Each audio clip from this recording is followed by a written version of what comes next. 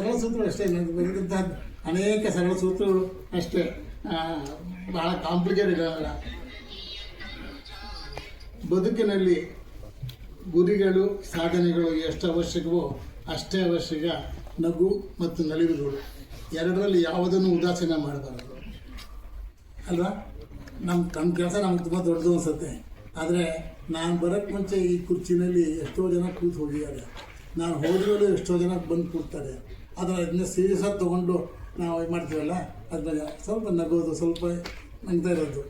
ಆ ದೃಷ್ಟಿಯಲ್ಲಿ ನಮ್ಮ ಬೊಮ್ಮಾಯಿ ಸಾಹೇಬ್ ಭಾಳ ಒಳ್ಳೆಯವರು, ನಗ್ನಗ್ತಾ ಇರ್ತಾರೆ. ನಾನು ಹೇಗೆ ಸರ್ ನೋಡಿದ್ದೀನಿ, ಎಂಥ ಸೀರಿಯಸ್ ಬಂದವರು ಕೂಡ ನಗ್ನಗ್ತಾ ಇರ್ತಾರೆ.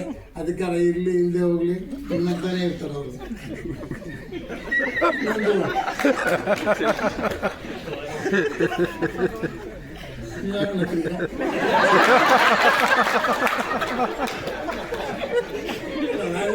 ಅವ್ರು ನಗ್ತಾ ಇರ್ತಾರೆ.